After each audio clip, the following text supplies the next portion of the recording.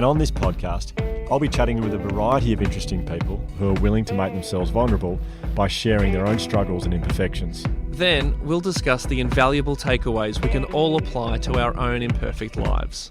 I'm Hugh van Cuylenburg from the Resilience Project. And I'm Ryan Shelton from my mum. And I'm Josh from Hugh's mum. And this is The Imperfects.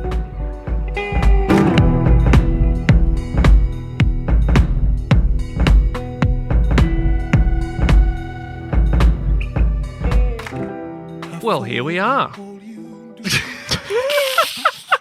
I thought way too long about what the opening sentence would be. I was so excited to hear what came out of your mouth. I know. It was a big build-up. It was a big build-up. Just sort of... Oh, that'll be your mum asking about the giraffe, probably.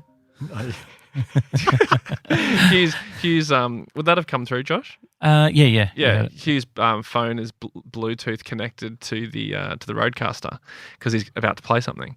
And your mum is calling. What's she about the giraffe? Mum's at Kmart, and my daughter Elsie, our daughter Elsie, loves giraffes so much. She calls them rafts. Yeah, just raft, and she's obsessed with them. And mum saw a giraffe at Kmart and sent me a message saying a toy. You see. And she said, "I'm very tempted. Grandma's very tempted. Would it be okay if I bought her this?" Mm. And I couldn't tell from the picture how big it was. And I said, "How big is it?" Mum said, "Life size." Wow. Has she seen a real giraffe before? I think maybe she means like Elsie size or like Elsie life size. I don't know. Or the other explanation is she's only ever seen giraffes on television and thinks that that's like to scale. Anyway, that's I didn't realise that because we've got my phone hooked up. That could be an issue throughout. Anyway, that's okay. Yeah, okay. So this, Hugh, is sort of focused on your book, your new book, Let Go. Yeah. Which I was going to lie and say I read. I've listened to it. I've listened to the book, which is an incredibly fun experience, hearing you read the book. Anyone wants to listen, highly recommend. Brilliant book. Thank you. Genuinely loved it. Thank you. So this episode was, end of last season. Was end of last season was your episode, or was it the season before that? Season before that. Yeah. So we finished season 1. We finished with me interviewing you, and it was amazing. Mm.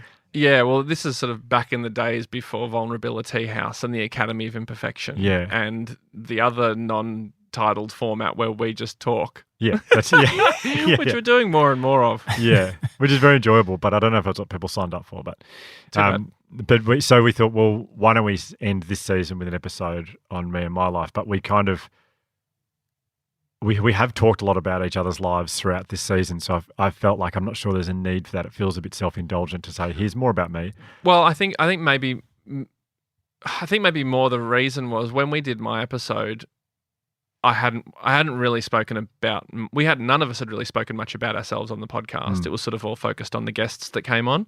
But since then, with the Vulnerability House particularly, the three of us have shared a lot more about ourselves. So a lot of the stuff that you've spoken about in the podcast this year are stuff that you maybe would have spoken about in your own episode. So we then questioned if there was any point doing this. And a month ago, I would have said I don't think there's any point to doing this. But in writing the book, of which there are 14 chapters, 14 chapters, I think. Yes, 14 chapters. There were 2 particular chapters that I needed are about 2 very special people in my life and Josh's life as well. Chapter 1 was about my sister, and chapter 14 is about Dad. And I felt like I needed to read them their chapters. I felt like they needed to. Well, I wanted to be able to. There's stuff in there that I really wanted to say to both of them, and all of a sudden it's in a book, and I thought, well, what a perfect opportunity to actually read it to them. I actually recorded those chats. I thought it'd be a nice thing to have. So you recorded you reading it to them, and then the chat afterwards. Yeah. So I recorded both the conversations, and I thought it'd be nice for Josh to hear it as well. Yeah. And so we've got those recordings, and I thought, well, rather than doing an episode where we're sort of just talking about my life, and the most poignant thing in my life right now is the fact that I've told my sister and my dad some things that I I'm so happy I told them through reading the chapter. So I thought maybe what we could do is just play that recording. I think we'll do this over 2 episodes, but potentially if we start with my sister's chapter, because it's chapter 1 of the book. Yeah. And we can play me reading, not the whole chapter, just the parts that involve her. And then maybe we can just chat about that afterwards. That sounds good. So essentially, this is kind of like hearing an excerpt from, as if you're listening to the audiobook. Yeah. But of Let Go, but then we're getting like this sort of extra insight afterwards. Yeah, you're getting the person's response, which wow. Yeah, which I think is pretty cool. But I mean, so with Georgia, I mean, the first thing to say, so we'll start with Georgia. We'll play 2 little snippets. Well, not little. The first one's little, and then the next bit is a fair bit bigger. Is there any? So I mean, I've read it, but do you read the whole chapter so it gives all the context at the start? Yeah. So with this phone, okay, well, let's start with Georgia. So with Georgia, I said to her, I'd love to read you a chapter of my book. She said, that's fine. We did it over Zoom. I was incredibly nervous, and you'll be able to, if you've listened to the audiobook, you'll hear the quality of my reading for this is very different. It's very rushed, and I'm very quick because, I mean, Georgia's right there in front of me. I'm saying some pretty full-on stuff, so I don't read it well. It's very rushed. There is I'd say up front, there's a trigger warning here for, we talk about sexual abuse, and it's quite full-on, so that's just a warning for everyone. But if you are someone, if you're thinking, oh gosh, I can't hear this, I'd encourage you to try, because George's take on it at the end is absolutely extraordinary. Not to say that you should have the same feeling. George has had 33 years to process this, 35 years to process this, so she's a long way down the path. But yeah, so trigger warning there. I'm very nervous, so it's very rushed. There's an annoying flicking noise that pops up throughout, and I don't know what that is, but sorry for that as well. But I sort of forgot about it in the end. It's weird there is an imperfection in the audio quality, considering you were the one in charge of audio recording. What a surprise. We had the top man on the job. I found it incredibly difficult to do it, and I have written and read that chapter, I don't know, at least 30 times. But actually saying it to Georgia, I found it very difficult. And there's a few points where I just can't talk, and I'm very. You can't hear me crying, but that's why I'm not talking, because I'm very emotional. In fact, there's a bit, we might even leave it in, where it's really intense, and my phone nearly dies. And I said, Georgia, sorry, I'm just going to get I need to get a charger. Sorry to interrupt you, because she, like I said, top man on the job. Didn't think to charge your phone before one of the biggest conversations of your life. Nah, should be fine. 17%. Oh, we'll make it. No, it was less. It was like under 10. Unbelievable. And I was like, unbelievable. I was like, I think that's all right. But I mean, that happens in all the big Ray Martin interviews. Yeah. If you go back in time. Yeah, exactly. Patrick. Yeah. So it actually it was just this part where, but funnily enough, when I listened back to it just before, I was a mess listening to it. And I was like, oh my God, this is so full on. And then I'd forgotten. I went, sorry, George, it's just because Georgia goes, I need to say something. And I went, before you do, I just need to get a phone charger. And I think it almost turned out to be a good point for a little bit of a break, because it was getting pretty heavy. So, okay. Which is heavy's fine, but it'd been heavy for a while. Everyone, just also people to know that you're going to hear Georgia discuss her response to the trauma in her life, the sexual abuse. And she's been studying trauma and everything associated with it for the last 10 years. So she says a lot of stuff that I didn't understand what she's talking about. And I was so lost for words with what she was saying that I didn't ask her until a bit later in the chat what on earth she was talking about. So she will sound very well informed, because she's been doing therapy for a long time. The other thing I just want to say, listening back to it, I realised that Josh and I are used to it, but this might confuse people. Georgia has an American accent for the first half of the interview, and then it's an Australian accent for the second half.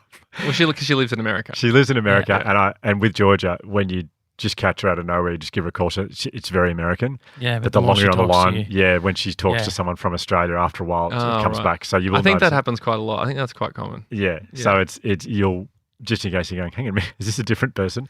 Still Georgia, just, yeah. So anyway. Well, I mean, we'll listen now, but this feels I feel very lucky. Like, this is a very personal family thing that you've offered up. So thank you for... Yeah, and we'll talk about that. There are some pretty poignant takeaways that we will discuss. I think obvious, but I think I'd like to discuss them quickly at the end as well. So, so here we go. I was sitting in an apartment in Sydney, and George was in Los Angeles, and it was, here you go. Well, in fact, sorry. Obviously, I'm not going to play the whole thing because it's a long chat. So I'm just going to take out a little bit where you can hear us just saying hi and sort of at the start, and then we'll play. I gave her the context of the book. She had no idea what it was about, so I gave her the context. Yeah. But we'll go straight to me reading the chapter to her. Okay. I did think of it, but anyway. So, can I read you your chapter? Yes, I would love that. Okay, so you are, again, you're chapter 1 of the book, so thank you for letting me share that, share your story again. But again, this book it sounds weird, it was more like an album. It was like, I just put together like 15 really, I thought, quite powerful stories. And then we went through it and went, what order we put them in, how does it work, what works best from a narrative point of view. And again, your story was just the most powerful and most moving, so it's gone up front. So it's the first story. Oh, and also, sorry? So Georgia for the win. Yeah, very much so. And also, I'm recording this conversation because Josh wants to hear it. Okay. Yeah, I mean, it's more. I mean, I recorded the conversation with Mum and Dad as well, because Josh is quite keen to hear it, so I can share it with you because it was very nice. Okay. Because Dad was the last chapter of the book. Yeah. Okay, the first theme is shame. So it says shame, and then over the page it says chapter 1, Dear Georgia, take 2. For my little sister Georgia, I'm sorry I was unable to protect you and that I wasn't there for you years later when you needed me most. The dedication above, which I wrote and placed at the start of the Resilience Project, had an unexpected consequence. Literally thousands of people made the effort to get in touch. Most wanted to reassure me that I couldn't have protected Georgia. You shouldn't beat yourself up, they wrote. It wasn't your fault. You were too young.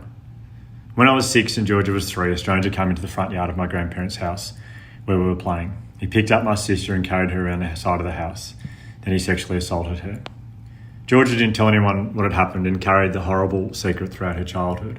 At the age of 14, she developed anorexia nervosa. When that cloud descended on our family, I dealt with it by scoffing at the diagnosis. All she has to do is eat, and removing myself from the picture so I could spend as much time as possible at my girlfriend's house. In 2019, when the Resilience Project was published, readers forgave me for this as well. You're only 18 and in love for the first time, they pointed out. It's only natural you wanted to live the life of a normal young man. Their kind words meant a lot to me because it had taken years to come to terms with the shame I felt for abandoning my little sister.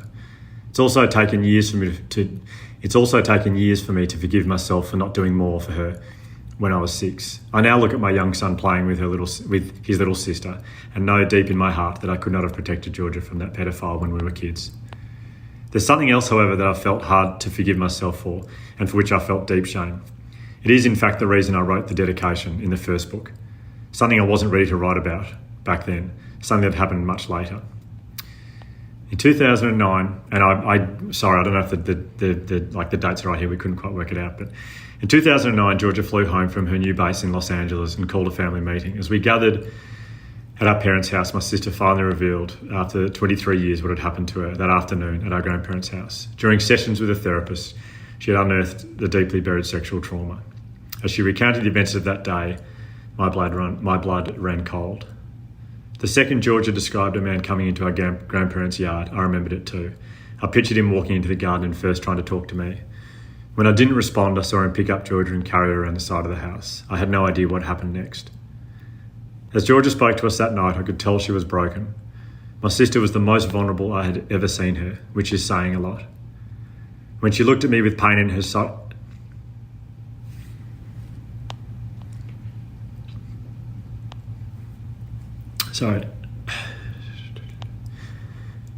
When she looked at me with pain and sorrow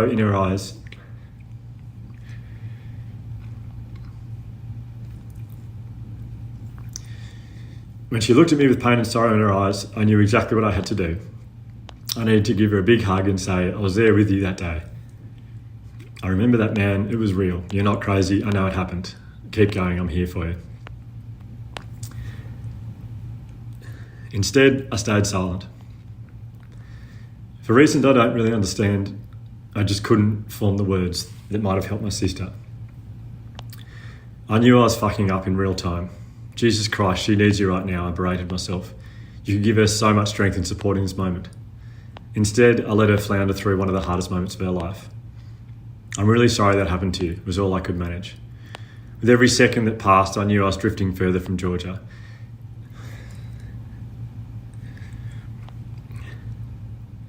With every second that passed, I knew I was drifting further from Georgia and from any chance of throwing her a lifeline. The longer my lips remained sealed, the more I floated off towards some distant emotional horizon. Mum and Dad and my younger brother Josh, on the other hand, rallied around Georgia and responded from the heart. Darling, you've done so well to get to where you are after what was done to you. Thank you for telling us. This makes us so much sense of the journey you've been on. We're all here for you. You're strong, you're amazing, you're beautiful. I'm proud of you. I was sitting right there with them, but I was as remote as an orbiting moon. My pitiful offering, I'm really sorry that happened to you, hung like a weight around my neck. Much later, it would start to choke me. Had I chosen to validate Georgia and walk beside her, we might have formed an unbreakable bond.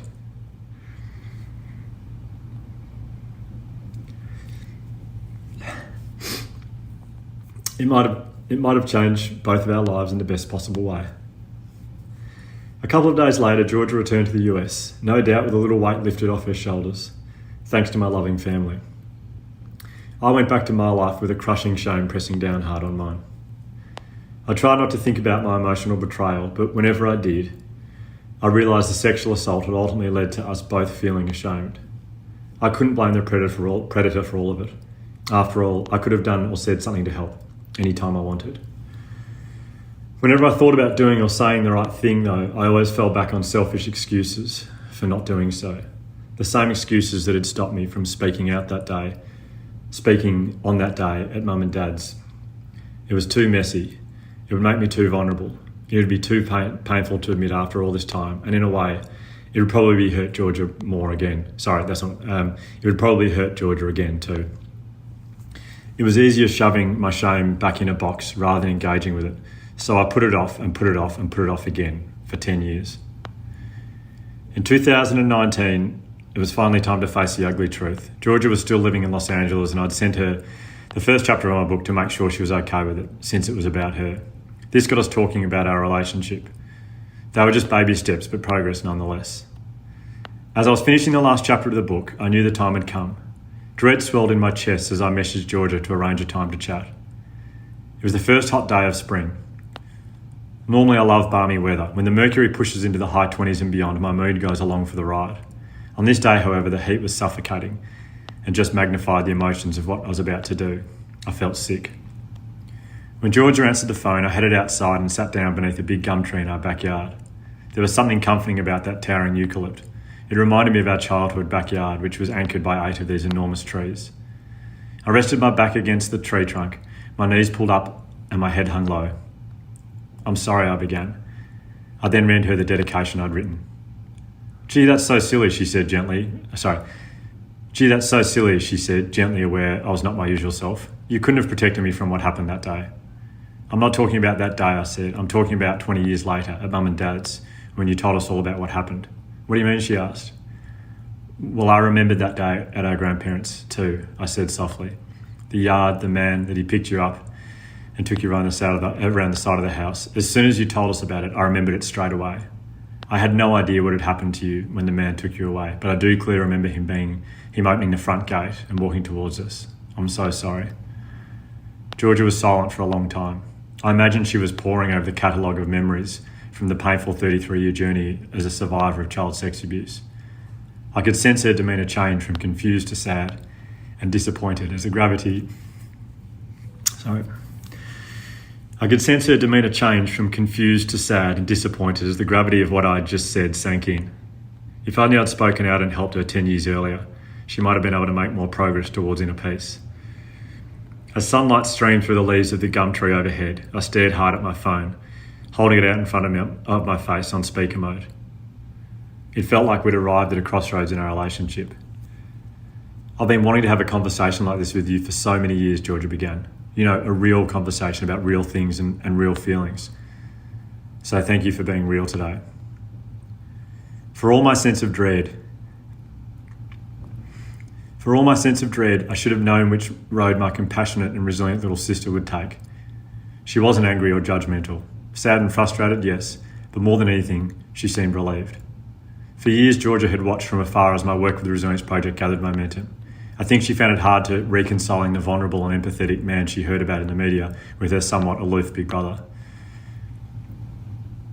Whenever I had a spare few moments in the car, I would phone a couple go-to friends just to say, "G'day, how you going?" No pressure to have a great conversation, no need to wrestle with the mysteries of life, just a quick dose of love to fill the cracks of a busy day. My sister Georgia was never one of those people I called. Today she is. I look back at those 10 years with enormous regret because the shame I felt put a huge amount of distance between us. Over time, I've come to understand that this doesn't make me a bad person. It only makes me human. How are you going, by the way, so far? Good, thank you. Really beautiful, Hugh. There's a part that I thought was in chapter 1, but it's clearly not. It's obviously into chapter 2, where I talk about your... Okay, I just need to read you this because this is the end of chapter 2. It's a summary of shame that involves you. It's also helpful to simply look around you at others who own their story and recognise the strength and purpose it gives them. In my life, that person is Georgia.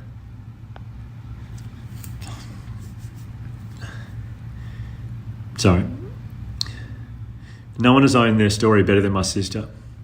When I once said to her, "I'm still angry of that fuck up of a human who assaulted you," she replied, "I'm not. I've made peace with it. In fact, it's led me down the most amazing path.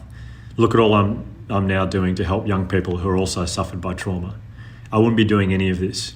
And by the way, neither would you." I haven't quite attained George's level of self-determination, but I'm working on it. There you go. Oh. It's beautiful. So much to say. Working backwards on that, but I want to say it's not even, I want you to know that it's not even that I'm like, thank goodness it all happened. When I was asked about the man, I started crying for him on this podcast, saying I'm so sorry that he was so hurt and so damaged and in so much pain that he had to choose a 2.5-year-old to do that to. That's the level of misery he was living, and I just feel so sorry for him. And I was just a body in the way. That's all. I was a body in the way of his pain. So that's where I'm at now, just so you know. Wow. Where I'm at with it. Well, that's amazing. And I feel thank you so much for saying everything you've said. Obviously, I'm going to take out the fact that it's in a book now, but just that you shared it with me today. It's hard to hear. Like, all I want to say is it's okay. And you had to go on your, like, there's no, if you couldn't find the words that day, they weren't ready to be spoken. You weren't ready. I think you know, with your amazing self-awareness, that when you're ready and you're capable of saying something, you say it. And it's the right time. Who knows how it would have come out? Who knows how I would have responded hearing that you were there then? Like, maybe, who knows, maybe you were such a smart young man then that your subconscious was telling you, she can't handle this right now. Like, this is too much. We can't say that it was you not being brave enough. There's so many things that come into play. And you've always been very wise. So there's a chance that you just instinctually knew, not today. But I will honestly share with you, it's hard to hear in many ways for me. Like, it does make me wonder what would have happened in those 10 years. Because when you did tell me, it set me free in a way that I didn't know I wasn't free. Because I didn't know if it had happened. Like, I'd been telling myself maybe I was making it up as an excuse for all the stuff that's happened in my life that's been so hard for everybody else to deal with. So I'd always had this little doubt in my voice, like, are you just trying to do this to be the victim? You know, are you trying to do this to get people's sympathy where before they were just angry at you for your eating disorder and angry at you?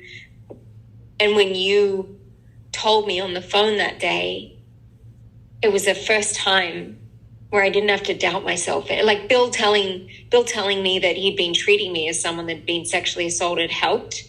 But my big brother, who is, you know, one of the most important people to me and always has been, saying I saw them, set me free to go, this is my story. This did happen. And I was such a brave little girl to go through it alone. And it's a tricky narrative now because I'm going to tell you this now only because I'm talking about it in the public, and I'd rather you hear it from me before you hear it on a podcast. Yeah, just sorry. Just before you do, I need to stick the charger into the thing because it's going to die. Yeah. Just give me just give me a second. Sorry, it's terrible timing. Sorry. It's okay, love.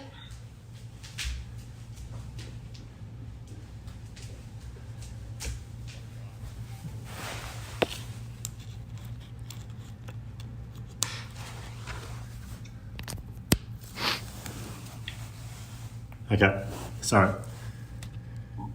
If you're interested, I'll send you a video. I filmed a monologue about 6 months ago for my acting class about this. And I talk about you telling me in it. So I'll send it to you later. I always wanted to send it to you, but I wasn't sure. But I hope you know that it's part of my journey, but obviously like today's like today, and like you said, the relationship we have now is just beautiful.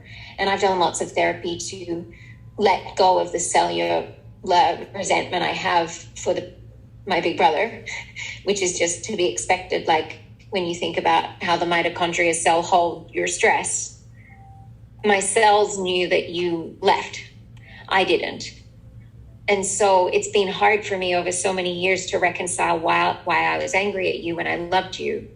And so I brought that into my EMDR and have been able to completely remove that. And it's the most joyful, wonderful thing when you succeed now, whenever you do well, whenever I listen to your podcast, whenever anything, even if you go to do something, you get busy and mama like, oh no, it's okay. I was like, there's really no issue. I love Hugh unconditionally and completely. And I don't have any of those buzzes that I used to have when my cells were telling me that's the not good, that's the bad person, you know, that's the person that hurt you, which is what was happening for a long time. And I think hopefully we'll explain why I used to get mad at you. Remember how I used to get so mad when you made fun of me? Or I don't remember. Oh my God, ask Mum. She was always like, don't encourage him, because I would get angry at you and you'd keep going. And, you know, the times when people at school thought you were the best and I'd be like, you don't know. And I would never know why I would get frustrated with that. And, of course, it was because there was deep in my cells a message to me of, but when you need him, he wasn't there. So hang on. So at school you felt that? Yeah, all my life it's been a really hard thing to carry, and I never understood it, of like, I loved you so much, but there would always be, whenever you did really, really well and people would be like, he's just the best, he's perfect, and I'd be like, why am I not completely agreeing with them? Like, why am I not, I don't know why I'm not going, yeah, he's just the best and he's just great. There'd be this like, if you only knew feeling. What did you think? Because I've always felt that like whenever I did well, I felt I didn't really want you to know I had, because I was like, I know it makes Georgia, I know she doesn't like it. I never understood why. I don't know what I've done, but I know that she doesn't like it. Well, what it was my cells. It wasn't, I never knew either. But it's a weird thing that I've carried forward into all men in my life. And this is the thing that I said I wanted to tell you, because I'm talking now about my trust issues with men and how that came from the man. And now I'm realizing partly also because of that moment when I would have seen you leave, is that my message is always, men are never there when you really need them. Right. And I think what it was in those moments was my cells telling me, like holding in an anger of, he might be all of those things, but he didn't protect me when I needed him. Oh, right. Okay. Yep. And it's that simple. Like when I needed him so much in the moment that is my most scariest moment of my life, he wasn't there. Okay. But I didn't know, of course. So I didn't understand why I was angry at you at all.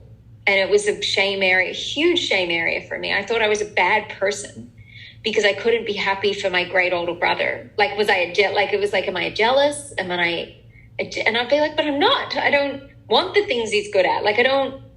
This is not, and it's freed me up. Shame's a huge part of my work now that I talk about all the time as well. Interestingly enough, I love that I made the shame chapter. That's where I belong, because I'm really trying to unwind people's shame around the things they did when little. Because I'm like, you're just adding more fuel to this already burning fire inside of you by being shameful that you're shameful. You know, like I was for so many years embarrassed and upset at myself for being angry at you, like I was a bad person. But it was my cells telling me something's here you don't know. Yeah, right. And now I just don't have that at all because I've done the therapy, the EMDR therapy, which is the only way to remove it from your cells. Talking won't help. What is EMDR? So, what's EMDR stand for? Eye movement directional reprocessing. There's somatic therapies and there's these other therapies. It's done by a psychiatrist. But it's the way it does it. Instead of just talking it through, you literally remove all the triggers from your body. So, because I don't mean to be a geeky person, but the mitochondria literally hold the cellular memory of your traumas. And talking doesn't change that. But if you do certain physical movements and answer certain questions, that's how I got rid of my triggers with mom and dad, to be able to have that conversation. It's like I'm completely removed all my trauma around Gary, and I'm totally like done with it. Like it's an exceptional therapy for me because I've done so much. Everybody's different, and you've just started talk therapy. I've been in talk therapy since I was 12. Yeah. So it's like and I did CBT, and I've done all of these therapies, and I couldn't get rid of the deeper pain. And this helps me. So it's helped me remove my resentment is like such an empty word, but I don't know a better word. The energy is also woo-woo, but like the energy I had around you not being there that translated into me always not being 100% fine with your doing well. If people didn't, I wanted them to know the truth, but I didn't know what that meant. And now I have my trust issues with men come from that man doing what he did.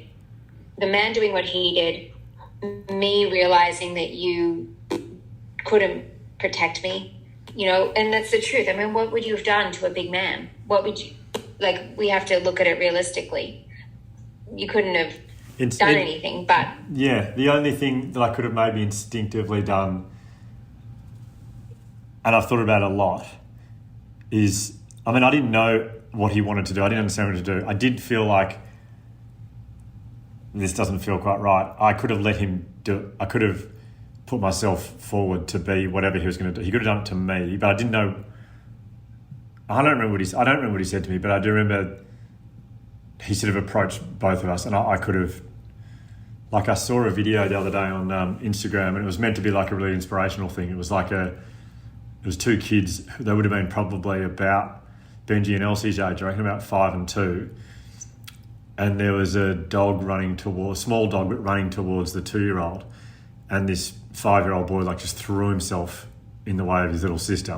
And the dog wasn't trying to attack them, but it looked like for both of them probably looked like it was, and he thought he was, and he threw himself in front of it and just got completely clean bowled by this dog. And everyone was riding just going, oh my God, what a hero, that's amazing. Like, it's the best video I've ever seen. And I was thinking, so maybe I did have an understanding that maybe something bad was going to happen, and maybe I could have put myself in between you and the man. I don't know. That's one thing that maybe, not knowing what was going to happen and but maybe I could have done that. I don't know. I'm not sure. Yeah. I'm not sure. I would hate that. I would so much rather it be me than you. Right, but obviously rather it was me. And I know that, and I get it, but I don't for 1 second wish it didn't happen. Like you said, I don't know my world without it, and I don't know who I'd be or what I'd be doing. It definitely, and once again, I've said all of this so recently anyway, like, I'd really like to not have the trust issues I have in men, and I'd really like to have had a better chance at having a really successful relationship, you know? And I think that's definitely affected it, but I wouldn't have it any other way. It's not even a choice. Yeah. But every day, Hugh, I grow in love with you more for the person you're being these days, and speaking so openly and honestly. And I know Josh is going to listen to this, so this will be funny, but I've always viewed Josh to be capable of such honesty and transparency and wisdom, and I've always sort of held him to a higher pedestal almost than you in that way, of like, Josh just has this emotional intelligence that he was born with that I admire so much. And it's the greatest gift of life, getting to see you both sharing and talking about it all the time now. Like, I get, this through the podcast and who you're being and who you are. And things happen it would have been amazing if this had all happened 15, 20 years ago, but that's just not all of that. We could say all of that stuff about everything. If only this had happened sooner, but it's happening now, and that's all we get. Like, we don't get to think about the past. We just get to celebrate now. And I'm just so grateful that we're all in this place now. So few people, so few families get to do the healing and have the impact that our story is having. And you're so brave, Hugh. Talking about shame is one of the hardest things. I've embraced it since the beginning with my eating disorder and stuff, so I've been practicing for a long time. But I know how hard it is, and I just love you more and more every day, and especially after today, for doing it. Well, I love you too. Thank you. Thanks. Wow. Well, it's funny. To be honest, I don't know if it would have happened if I hadn't written books. So I like to hope that it would have at some point, but it wouldn't have happened at this by now, because it's way too easy to put it off. And that's why I felt even silly saying on the podcast, like, oh, make sure you tell people, because I don't think I've done it if there's no reason to, I've written about it, I need you to hear it, and I'm so unbelievably happy that I did, but it just worries me it would have taken me way too. I feel like we would have been in our 60s or 70s, and I would have been saying this stuff to you, and we would look back and go, fuck, where was this 30 years ago? But so I do feel, whilst I feel so bad that I had the ability to free you 10 years ago, that's a really shit feeling. But then I also feel like I guess a lot of people don't ever get that. Or if they do, it's in their 60s or 70s, and it's maybe they lose a loved one and they feel like they need to just say stuff just in case they're next. So I guess part of me feels I hear you, and I don't mean to interrupt, but I want to maybe suggest an alternative way of viewing that. You may not have told me if you didn't write a book, or because you needed to tell me and it was time, you wrote a book and told the world. Oh, yeah. Okay, that's cool. Yeah, that's really cool. that's your way of, and that's why I know how different I am with you and us now, because now when I see what you do every day and the thousands of people you're talking to, I feel just complete and utter love and pride for you, that you and I are very similar. I'm realizing that I am much better at talking to thousands of people than talking in a small group with people. It's much easier for me. And I get the feeling that you're similar. And so you took the road, as much as it hurt me and as much as I didn't understand it, as much as it made me feel confused, you took the road you needed to take for us to get to this conversation, and we're here. And it only gets better from here. So yeah, we both had feelings about each other that weren't great all along, and now we're here. And isn't that great? Amazing. Yes. I'm a bit lost for words, to be honest. Yeah, I don't really know what to say, but yeah, I feel unbelievably good right now. Is probably what I'd just say. Unbelievably good. And I felt very nervous all day about reading you that. But yes. Well, yeah, being real is nerve-wracking. Like being completely honest about all. I mean, I think that's like, our family is so exceptional that we can all be talking the way we are. I mean, I know we always had it in us. Like, we've always been that special family. Okay, I might just stop it there. Yeah. I think there's so many incredible. I mean, I certainly don't want to be the one talking. I feel like you guys probably have things you want to say more than me, but yeah, it's like it is nervous. It is nerve-wracking being real. There's a lot in that. There's so much in that. It's kind of rare air, isn't it? Yeah. To be in that, to hear someone's conversation like that is particularly rare air, but to be in the conversation as well, like that's it is so.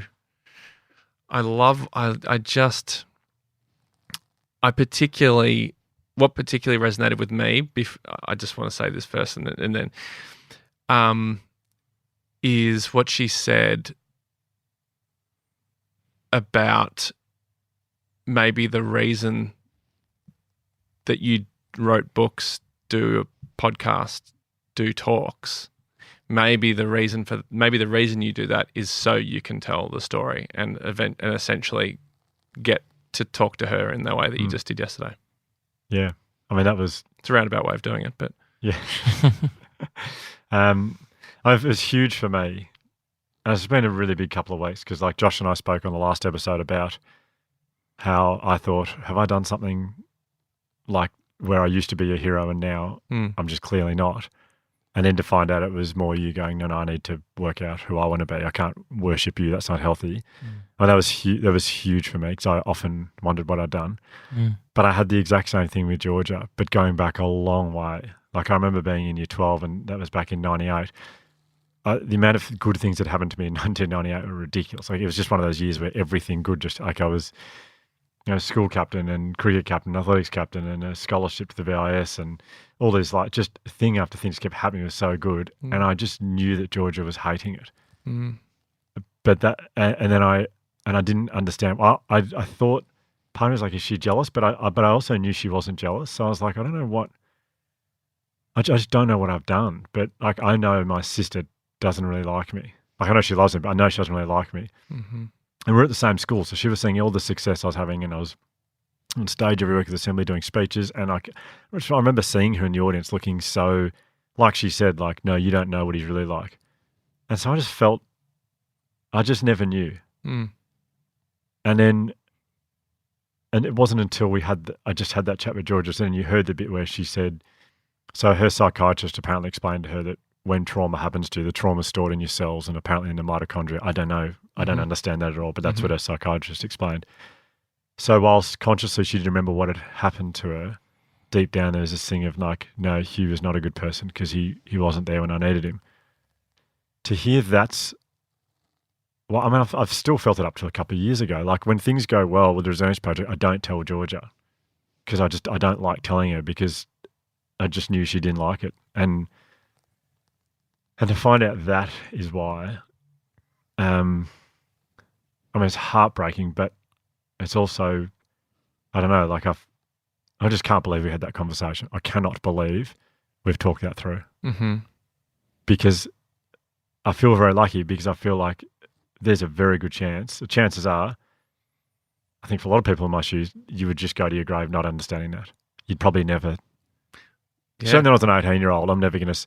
I actually do this thing with Georgia where I overshare my fuck ups and my imperfections and the things I don't do well. And I think I overplay I think I do it a bit to you as well, Josh, but I overplay how stressed and worried I am about things. And I overplay the things that I'm not doing well because I just feel like, I guess very different reasons to both of you, but I feel like I don't think they like they love me, but there's a part that they don't like this part that's doing. So it's really weird. And so I didn't know what it was with Georgia, but hearing that's what it is, that makes a lot of sense to me. And I mean, we just had this conversation pretty recently, so I'm still processing it, but I cannot believe I've learned that.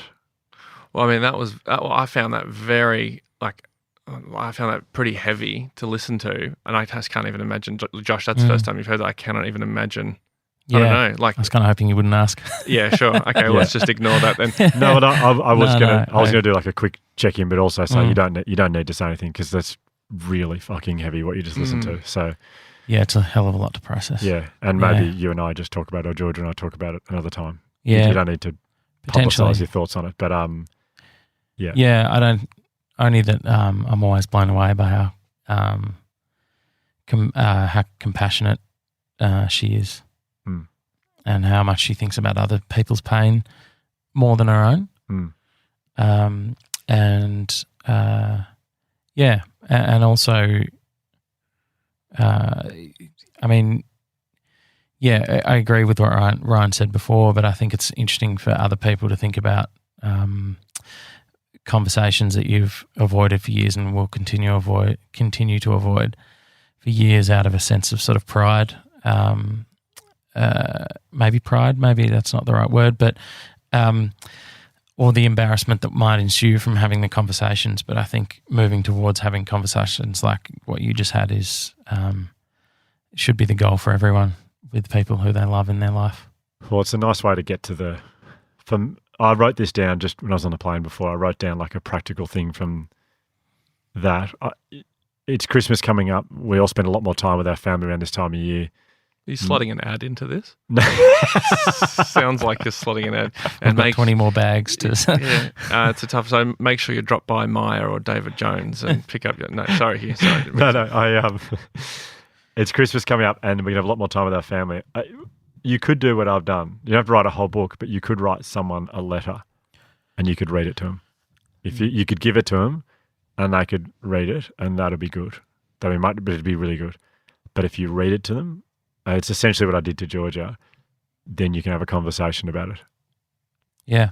And yeah, I mean, if it wasn't for the book, I wouldn't have had this chat with Georgia, and I can't. I mean, I off the back of that, I went straight to do a show at Sydney. It's the best show I've ever done in my entire life by so far, and it's not a coincidence. Like I just felt, really? Yeah, I just felt so. I just felt this enormous weight off my shoulders. Has it changed your perspective on on the release of the book? Has it affected how you view that at all? Like, is it? Did you have like? I guess what I'm asking is, knowing what it's like to release something where you have like general nerves as to what people will think. Are people saying it's a good book? Blah blah blah. Yeah, it's a really good question. I walk up in the last like few weeks since it's been out. I've walked the airport a lot. I walk past and see it on display, and I've cared where it is. Like if it's not, like if it's just like one copy in the back of the bookshop, I'm like, for fuck's sake, no one's going to see that. Or if it's like out on display I'm like, oh, that's I'm happy with it there, whatever. I didn't check at Sydney Airport or at Melbourne. I didn't care. Like I feel like what's happened with Georgia, if no one else reads a book and it doesn't do too well, whatever, it pales into, honestly, it is so insignificant compared to the moment it gave me with my little sister. So it's just, so the answer is, yeah, it's changed it massively. How good's that? Still buy it. But Yeah, still buy it. There's some other great chapters as well. Yeah. No, but yeah. Ryan, it was actually your idea as well to make sure I had some recording of those conversations. So thank you for that, because it was, incredibly. The first time I listened back to it was hard. Second time I listened to it a bit more and was learning stuff from it. And the third time I just felt very proud, which was that time. I mean, I was also very emotional, but also more than anything proud. It's pretty amazing. So yes. Well, thanks, mate. Well, Nice. One other thing I do, a lot of people wouldn't have heard of EMDR, which is what Georgia mentioned. Yeah. EMDR can be extremely effective, and it is recognised by Medicare in Australia. Is it? Yep. I'll check. I'm sure she'll be fine with saying, but Jam's done a lot of EMDR, and it has Your girlfriend. my girlfriend Jam. Yeah, it has been really like incredibly. Like she's done a lot of talk therapy as well, but the EMDR. It's when you first look at if you're interested, you'll Google it and you'll see what it is, and you'll think it's really weird. It does look really strange, and it seems kind of like, Quackery or something? yeah, it seems strange, but like the reason that Jam did it is because Maria recommended it. Right. Okay. My psychologist Maria, and so it is a legit thing. Yeah. It is a legit thing. Yeah. Anyway, I just wanted to because I was surprised you hadn't heard of it, but it's not a very well known thing, but the results from it, that a lot of people, like all the data and research on it, like the strike rate is extremely high. Extremely high. Okay. Yeah. Same to look into for everyone. But yeah, anyway, thanks for allowing me to share that. Hugh, thank you. you. It's really powerful.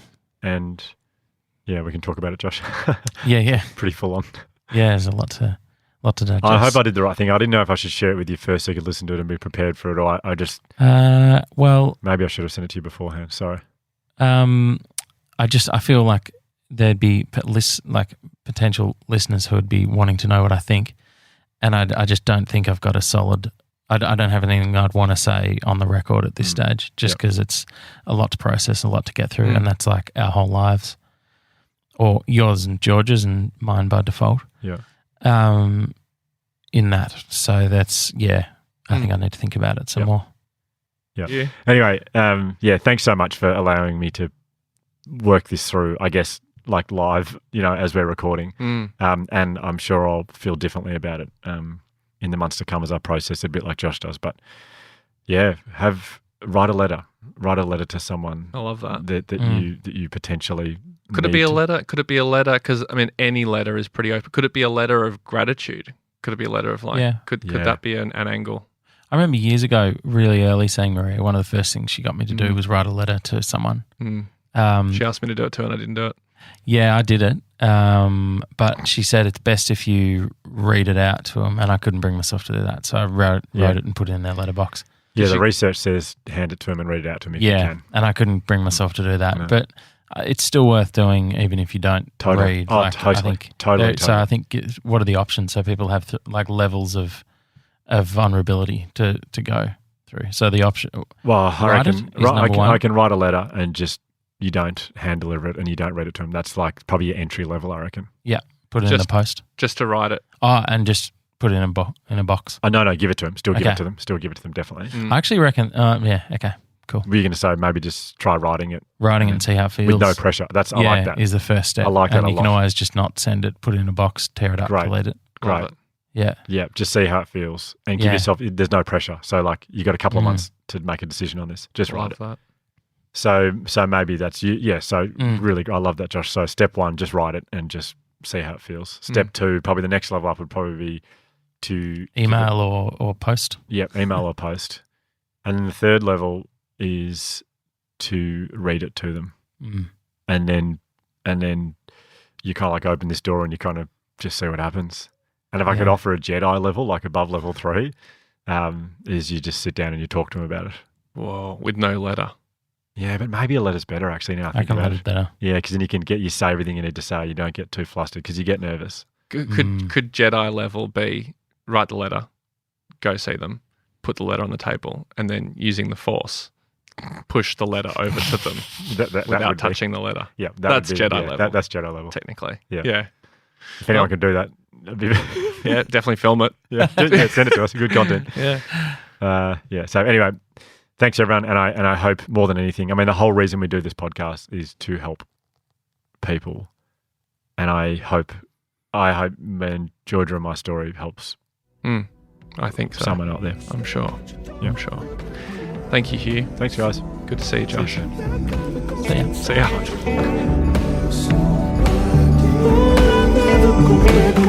If this episode has triggered anything for you around mental health, we strongly recommend Lifeline on 131114. The Imperfects is brought to you by the Resilience Project, produced by Ryan Shelton, Josh and Hugh van Cuylenburg.